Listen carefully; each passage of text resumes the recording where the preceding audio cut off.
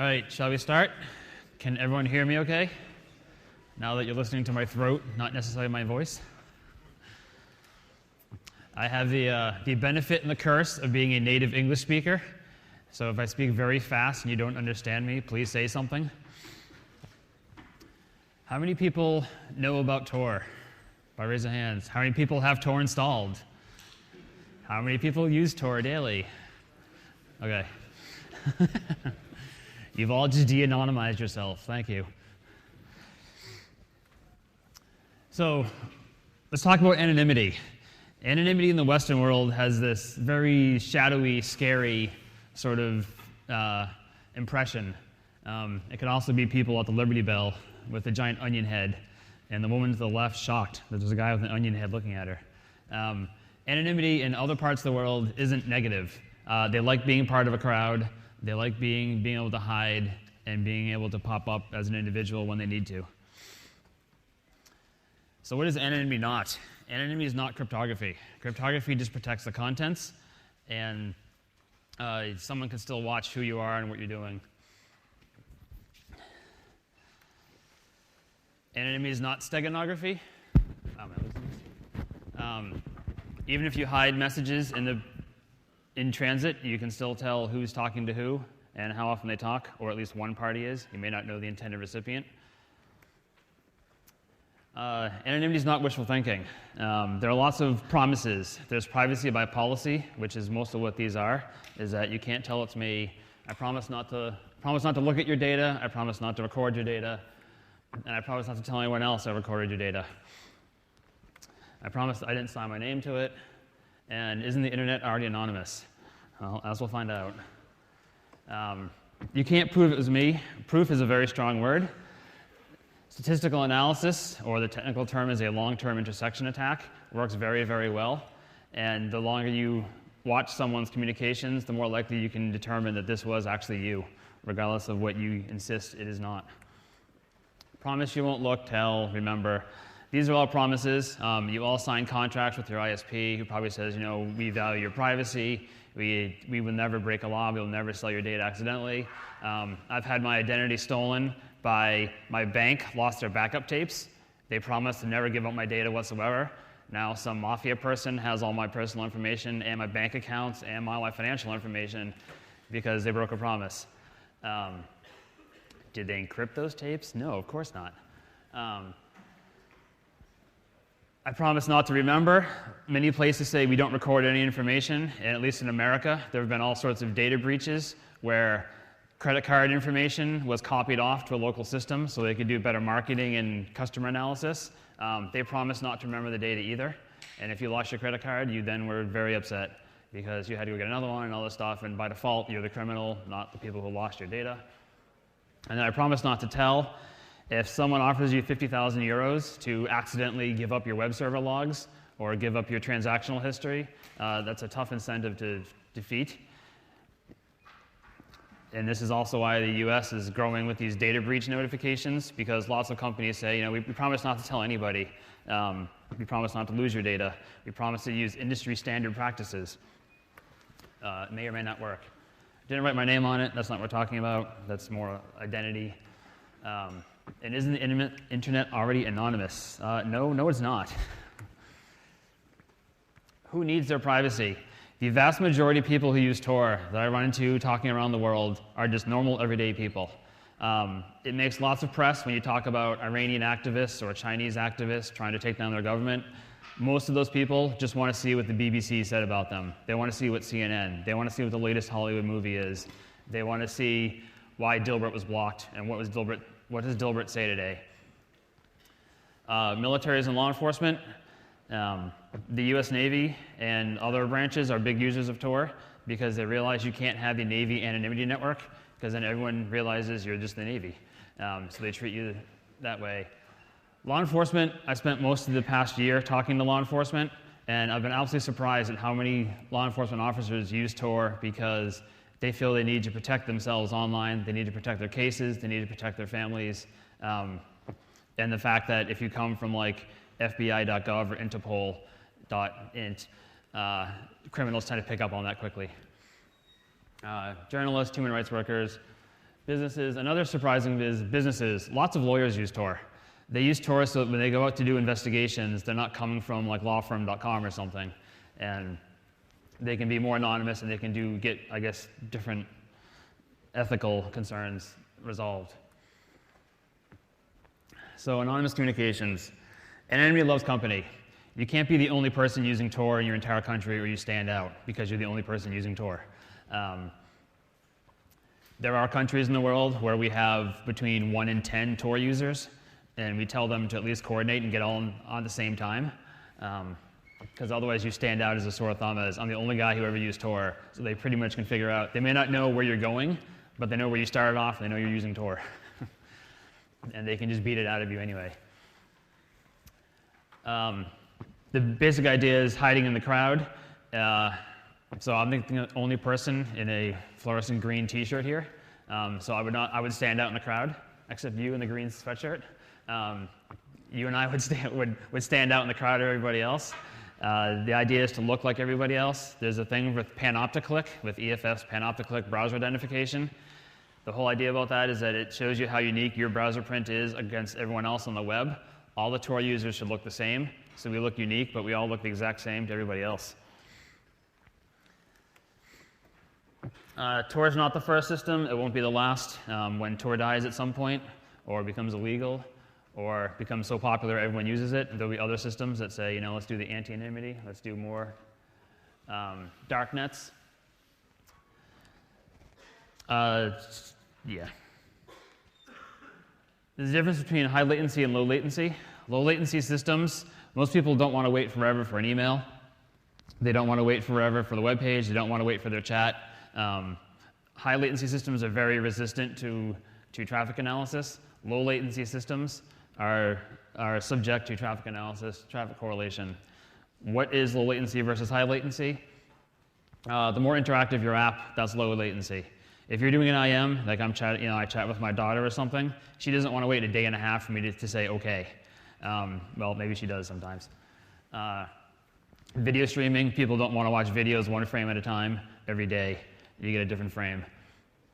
Some apps do work well. Email, there's things like Mixmaster and Mixminion that people will wait for a day, 2 days, 3 days to get their email through because they need that level of protection. Some news groups, people will withstand that much of a delay to respond to threads. Blogging, a lot of bloggers actually do their work offline and then they post. So they don't mind if it takes a day or more to get their message posted. If enemy loves company, the vast majority of users are in the interactive apps, so we aimed for the low latency network to be more like the interactive apps. So what is Tor? Tor is an acronym. It is also not an acronym. It can mean Tor is onion routing. It can mean the onion router. It can mean, I recently heard South African police called it the onion ring. And it can also mean telescoping onion routing. You'll often see it written in the press as capital TOR, meaning the onion router, but it actually doesn't have an acronym. We are an online anonymity software and network. We are 3-clause BSD licensed in GPLv2. Everything we do is open source, transparent. You can ask us anything about the Tor. We've written down the specs, so you can build your own compatible Tor clients based on the Tor protocol if you don't trust any of our code. Other people have done this. And we actively encourage the research community to attack us. We figure that which doesn't kill us makes us stronger. And most of the research community that does try to break Tor, they do successfully break Tor, and then they come up with a fix, or they won't get their thesis approved, and they won't get their degree, and that makes them sad. There are plenty of other people out there who attack Tor, and then they go talk at a security conference and say, I can attack Tor in 3 packets, and then they realize that, well, that's a 10-year-old attack. 5 other people have done this presentation, but security conferences seem to have a short memory, and they'll get a lot of press about this. And sometimes they'll also say, well, I can emulate the man if I control all the Tor nodes in my virtual machine. Well, yes, you can, because if you can watch all the traffic in and out, then you win. If you can watch all the traffic in and out of the entire internet, which there are many national security agencies rumored to be able to do this, then you may also win. We have a growing list of stuff. We started off with Tor, which is the Tor, the actual routing daemon client. And now we have a vast number of projects that people show up and say, hey, I did this for my PhD thesis, and I'm giving you all the code, and good luck. We've also developed a lot of things to make Tor easier to use. There's this Vidalia controller, hence the onion thing. And Vidalia is a GUI, a point and click. Voice of America actually funded this because going to the countries they were interested in, giving people a command line tool and says, here's a config file, here's your command line, just completely freaked everybody out. So we made this little pretty GUI app that you can point and click and has a red, yellow, and green onion so you can tell how Tor is doing, if it's connected, if it's not. And then we have a bunch of other stuff. Orbot is actually the newest thing we have, and it's Android-compatible Tor. The issue with that is, so great, you have Tor running your Android phone. Nothing uses a proxy on the Android. So you can host a hidden service, because you can get servers running on Android. And now you have this Orbot thing that can talk Tor, and you can connect to hidden services. So we're working on a browser. We're working on figuring out the rest of the environment. So who actually runs Tor project? About 3 years ago, we started taking donations. Before that, I've been a volunteer for about 5 or 6 years, and we were just a bunch of guys, and apparently you can't fund just a bunch of guys. You need to fund an actual entity. So we created the Tor Project Inc. It is, in US terminology, a 501c3 nonprofit, which means your donations are tax deductible. This is not a sales pitch, I'm just telling you. We're founded to do research and development for online anonymity and privacy. And part of the reason we went nonprofit rather than for-profit, my background is venture capital, and there are lots of VCs who wanted to fund us to do, make Tor the biggest anonymity network, whatever. But we believe we wanted to save the world. So we wanted to do everything transparent. Everything we publish is transparent. Our internal schedules are transparent. Who works for us is transparent. How much they get paid, when they get paid is transparent. And it also helps that many people don't want to volunteer for a for-profit company to a degree. And we need the volunteers to run the Tor network. We don't actually want to run the Tor network for liability reasons, in that Tor is considered a common carrier in most countries, regardless of what you read in the press. And therefore, like a telephone company, you're not responsible for the content that goes across it.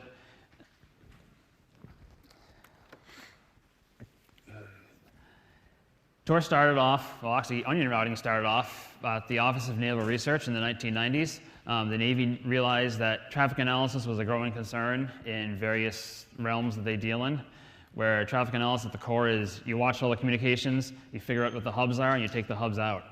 Your enemy's doing this too. So if they can't figure out where the hubs are, because everyone looks like a mesh and everyone's talking to everyone else, then you've raised the bar enough that your enemy now has to go figure out some other way.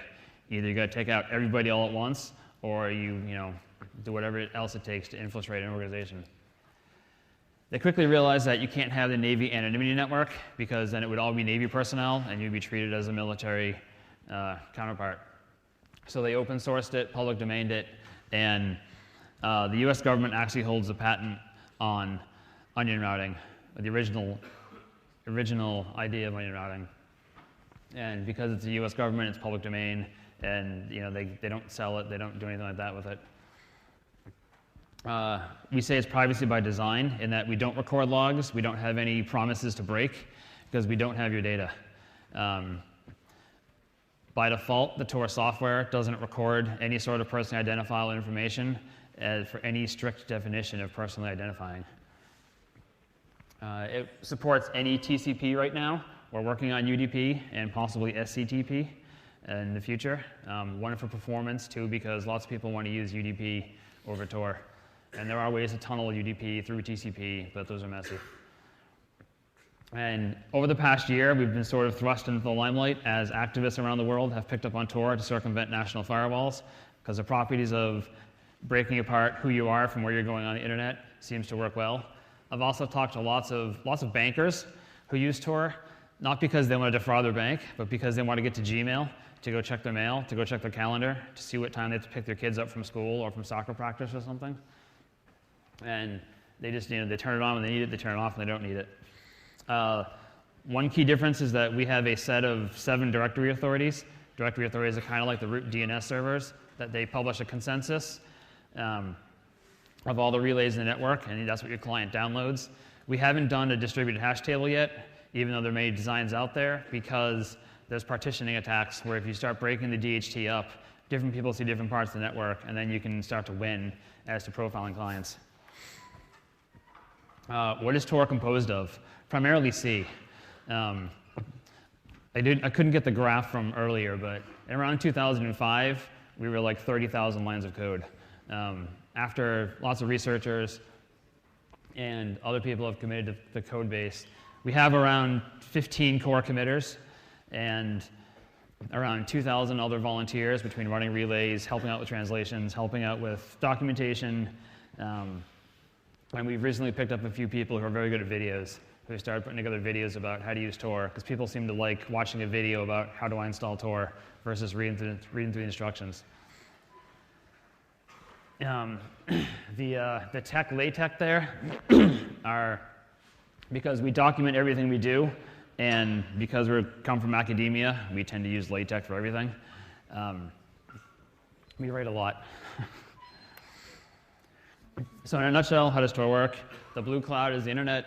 You as a Tor user, you have Tor software installed on your laptop, and you want to get to your web server. Terminology is entry node, middle node, exit node. The entry nodes you first connect to. There's also guard nodes to protect you from attacks where you can watch, just pick up traffic over time and start noticing trends. And the exit nodes, we actually exit the Tor network.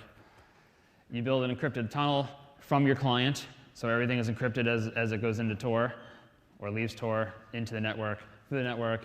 And if your traffic originally was encrypted, like HTTPS, IMAP-S, POP3S, then it comes out that way. We are a tunnel. We don't touch your traffic at all. We just wrap it in encryption and relay it around the world. There have been press stories about people, particularly this guy in Sweden, who set up an exit node, recorded all his traffic, and said, look, I have embassies and all this stuff using these. One, he found out the hard way that was illegal, and that the Swedish police came and arrested him, and no one's heard from him since, because you can't wiretap because he's not a telco. And two, most of the accounts that he thought he had were actually criminals watching these accounts anyway. He also disclosed some police investigations which were watching fake accounts, which is really what he got in trouble for. So how many people use Tor? Well, it's an anonymity system. We don't ask for demographics. You don't have to register. We don't record anything on our web servers. As a US company, not recording anything on our web servers gets us around US export laws so far. As soon as we start recording IP addresses and start doing a registration, then we have to block all the bad countries for whatever the US considers bad. However, we do disclose everything we record. Everything we recorded about Tor is published on Metrics. We have another site called Archive that is copies of the directory authorities' consensus files from every hour of every day for the past 7 years. It's around 25 gigs compressed. It's around a couple hundred gigs uncompressed. And a few organizations have started looking at that to look through to see, are there anonymity attacks here?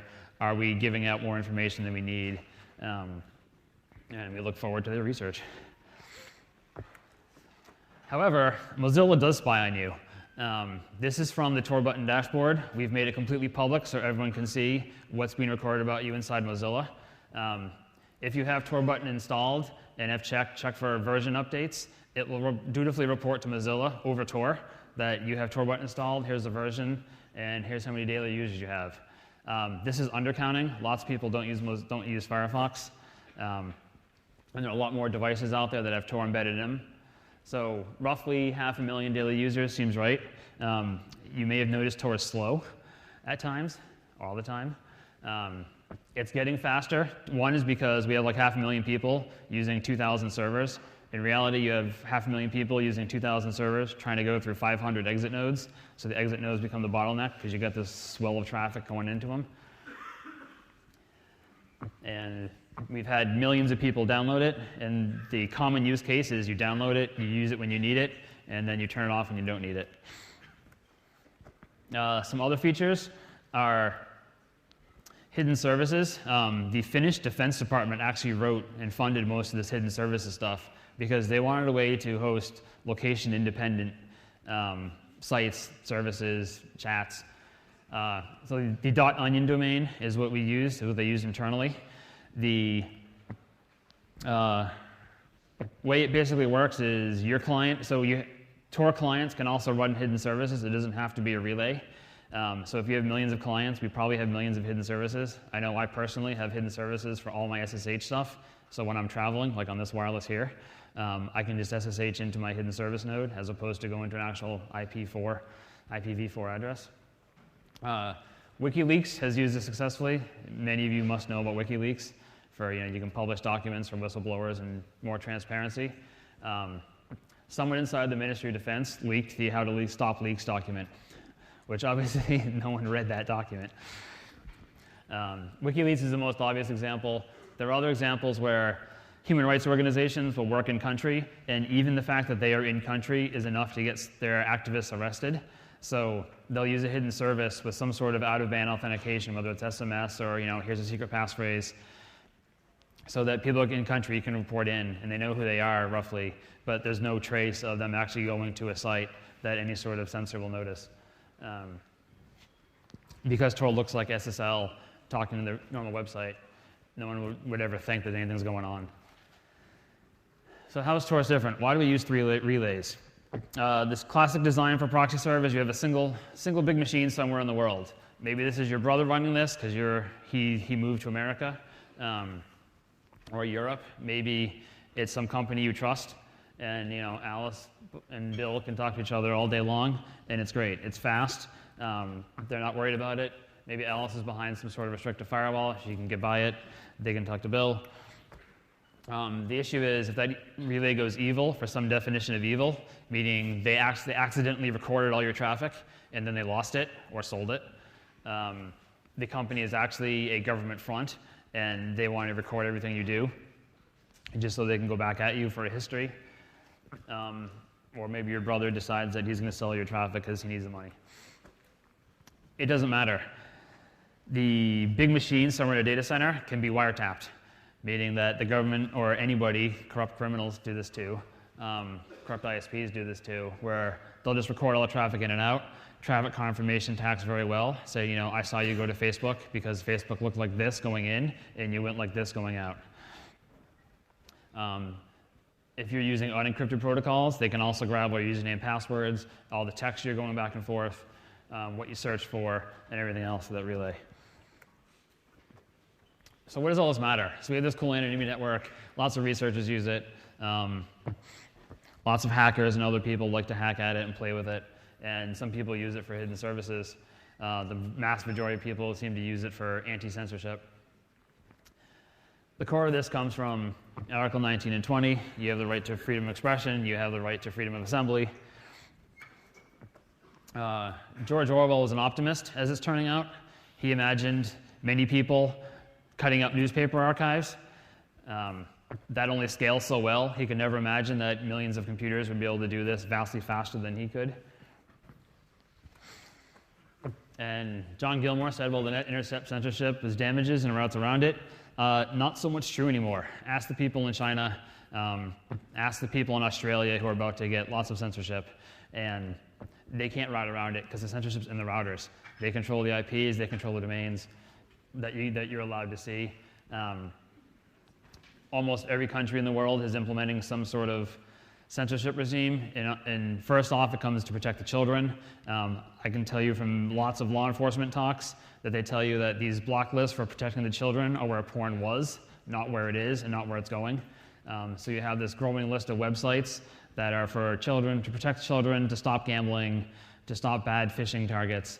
And talking to Richard Clayton last night, again, by the time something gets into a block list, for a national block list, it's already been passed. The criminals already moved on. So you're just blocking whoever the unlucky person is to get that domain or that IP address.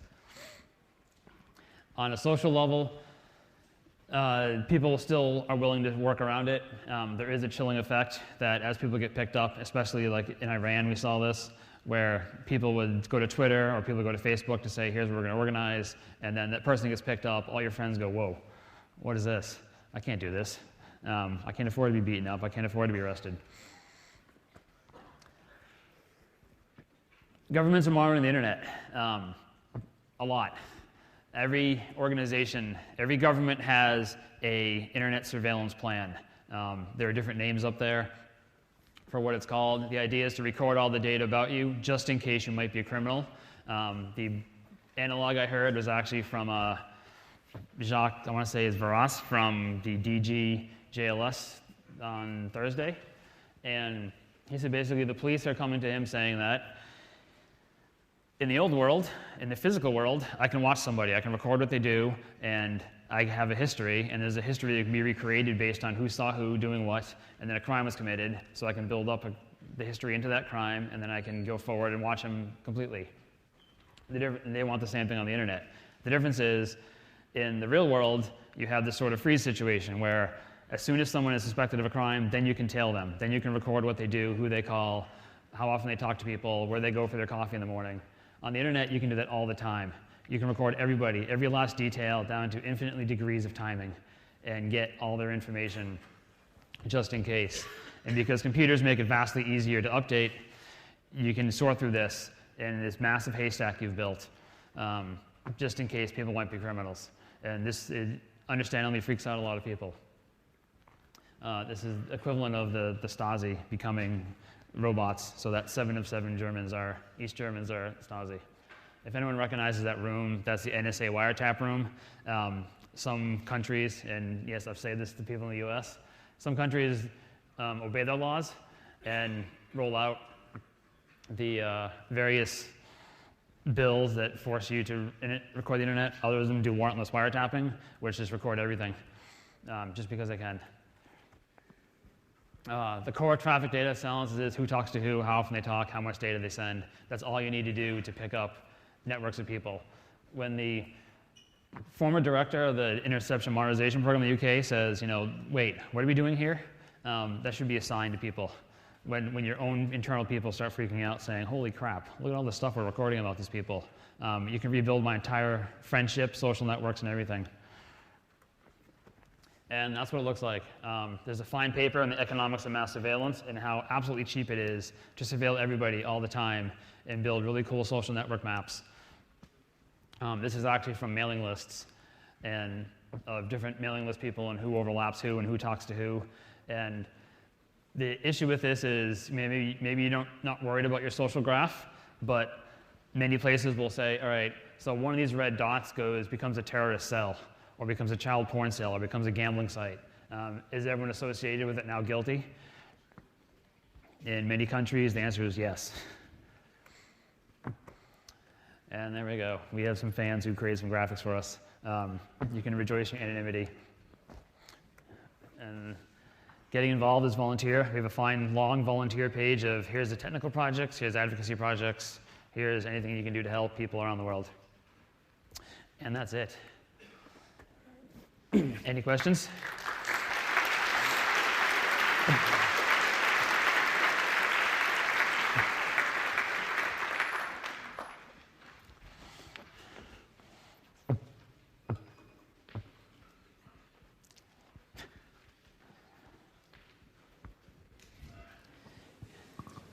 How to best convince a wife, mother, or other non-technical family member that they should be using Tor? Well, so believe it or not, I don't force Tor on my wife and daughter either.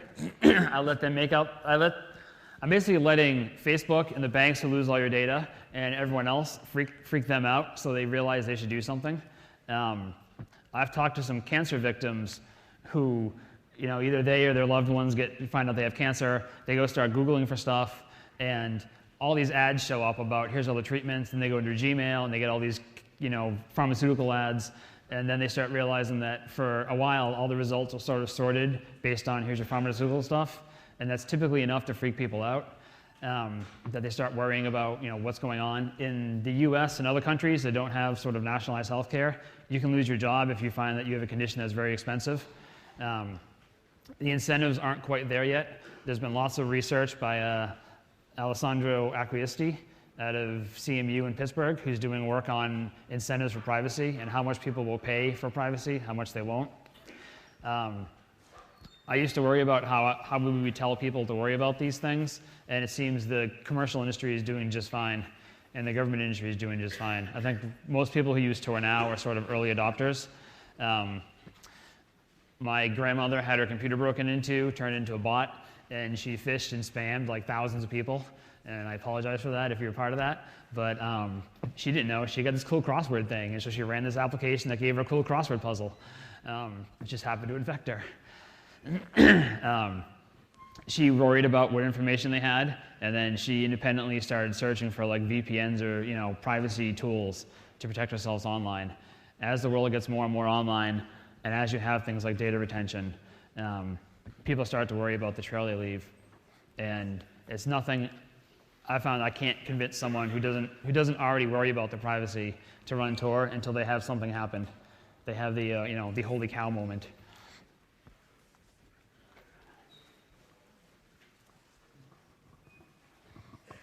Thank you. As a Tor user, I've observed that there are few xvid nodes, and the major problem is as people try more and more to use Tor is getting slower and slower. Have you any plans of increasing the number of xvid nodes?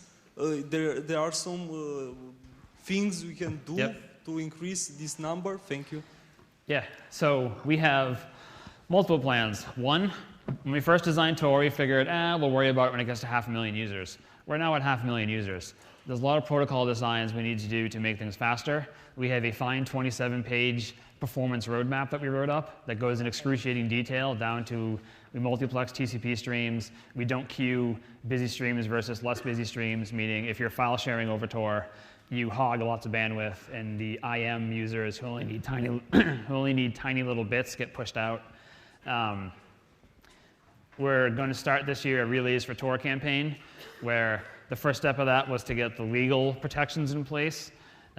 Many people would run exit nodes if they know there's help available for if someone does something bad to your IP address, that has the most chilling effect, where if someone phishes a site or does whatever, gambling fraud or something through your Tor exit node, the police come and knock on your door, if you're lucky, and say, we think your IP address did something bad. We have a growing number of law firms around the world who will give free help, or at least give you directions to people who can help you to say, well, here's how to defend against this. You have a civil right to run these things. Your IP address is personally identifiable. They can't just give it out anywhere. And it's not you. Tor is treated like a telephone company where you're not responsible for the content, just the delivery. Hello, just one at the back here. Hello. Lots of great examples you give, for, I guess, what I would think of as positive uses of Tor in terms of, anonymizing people that are doing good work, fighting oppression in countries, say. But from an ethical perspective, my interest would be whether you think, on balance, it's used ethically for things that many people consider good versus bad. Because when you choose to use your computer as an exit node, you're making, I guess, an ethical choice that you are going to hide people. And maybe you want, maybe it's good to hide US military personnel from being blown up. Other people disagree. But I mean, at least, what is your sense of the balance of use of Tor? Is it typically pornography? Or is it typically, worthy human rights activists? Or is it typically military spies? Or, ethically, how do you persuade people to use their computer to support Tor? For people who've done research on this, the vast majority of Tor traffic is absolutely mundane and boring.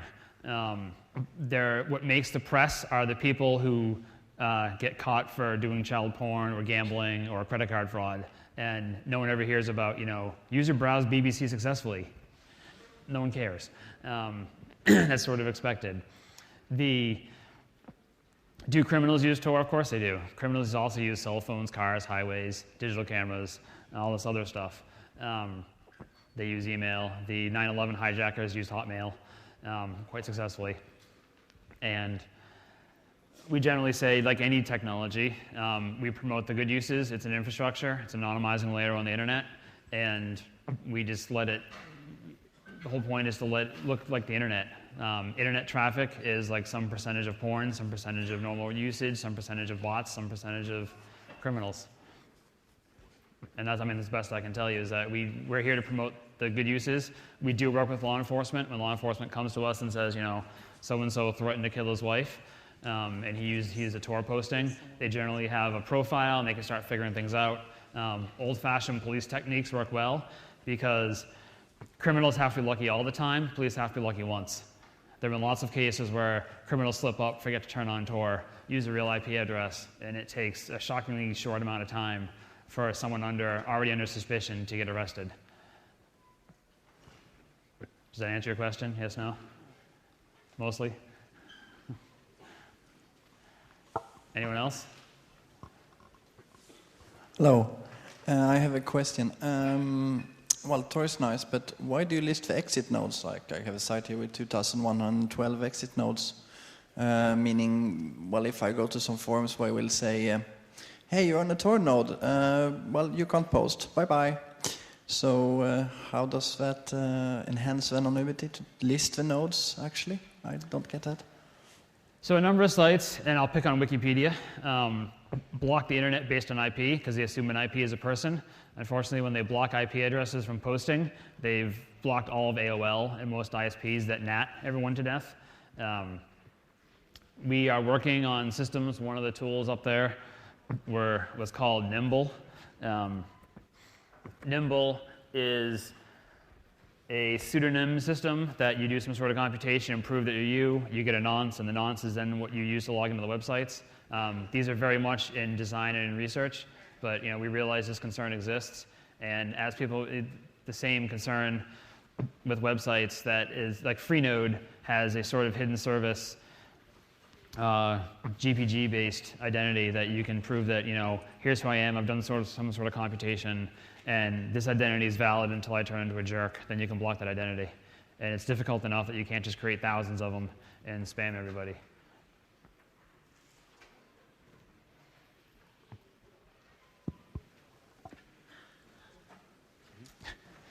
Anybody else? Another question? Yeah. Do you know if anyone is building an anonymous or pseudonymous payment system on top of this? I know that people have thought about it and are thinking through incentives. Some of the concerns, some of the research challenges actually are with incentive systems. You have to be very careful what you incent. There's a technology called, I think it's called BitBlinder, that's basically for anonymous file sharing. And they have some sort of payment structure where for every byte you transmit, you get 2 free bytes or something like that. And they've created all sorts of incentives for people that run really, really fast nodes for a short bit of time to get twice the amount of bandwidth, and then they shut it down. As for actual like e-cache type things, I know those are in research. I don't think anyone's deployed like a hidden service-based e-cache system yet.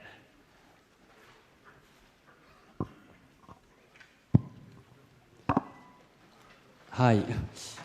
I would like to know if you have maybe some more news about the recent attack from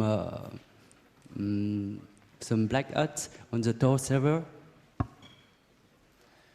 I think I got half that.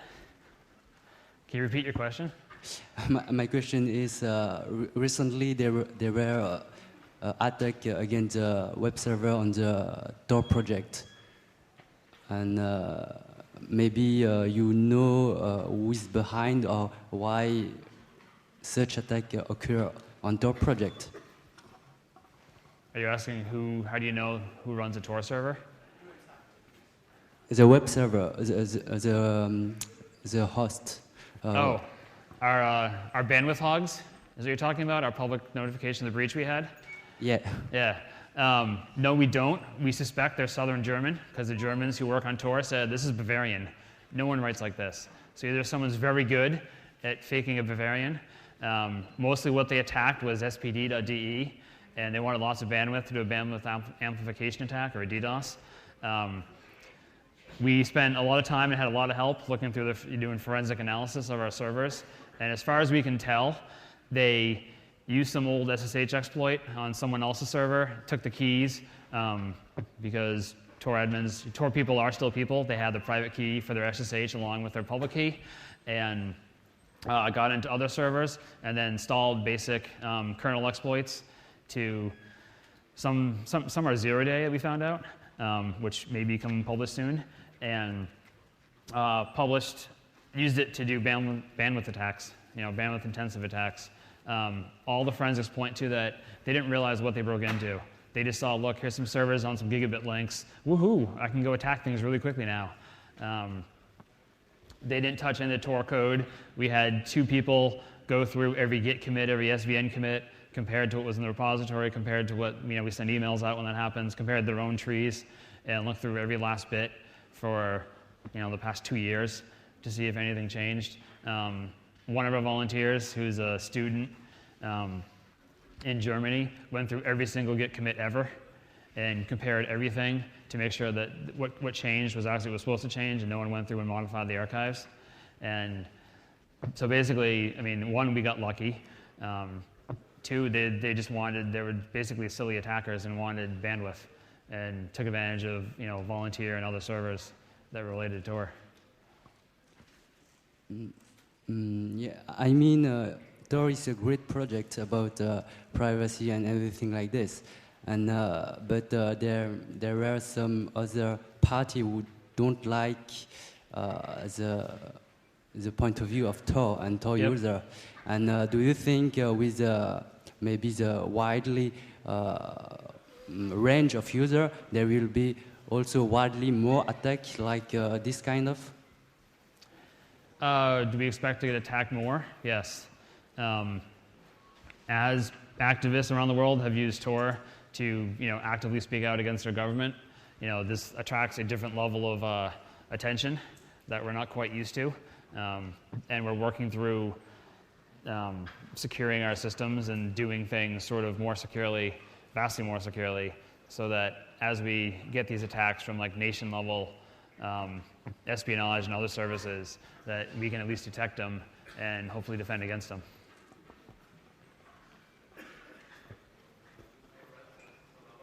Tor exit nodes are in fact being wiretapped. So using Tor would increase the chances of you being, of your communications being followed. Do you know if this is correct? And if so, wouldn't that mean that you would only want to pass encrypted traffic through Tor? We encourage people to use encrypted traffic, period, whether you use Tor or not. Are you likely to be more wiretapped? It's unclear. Right now, most law enforcement, you have to have a reason to wiretap somebody, and there's all sorts of precautions in place, and then they may or may not be able to analyze that much data that comes out. So I think the answer right now is no. Could it be in the future? Maybe. As laws come into effect, when the iPred law came into effect in Sweden, we saw Tor usage from Sweden go up by 50%. Other VPN providers saw their subscriptions skyrocket the day before. So you put the laws in place and you just created this arms race of people trying to avoid being wiretapped, whether it's at a nation level or individual level. Did anyone in the Western world ever got sued for running a Tor exit node? They're not for running a Tor exit node, no. They've been taken to court. There's a guy, Morpheum, from Germany, who had his exit node, did something bad. Police came and collected his computer, and then he became much more of an activist because his attitude was, well, screw them. They're going to do this to me, watch me, I'm going to run 5 exit nodes. Not only does he run more exit nodes, he now runs wikileaks.de and a bunch of other things, and he keeps winning cases that basically what he's doing is nothing more than telcos do, like the ISPs and the telephone companies do, so why should he be picked on? He will also run, very open exit policies to attract more traffic, just to sort of, because he wants to have the fights. So the answer right now is no. Tor is not illegal anywhere in the world, as far as we know. Maybe North Korea, but North Korea has no internet. And when you go to the internet cafe in North Korea, you have an 18-year-old with an M16 sitting behind you, ready to shoot you if you do something bad. So that's a pretty good incentive not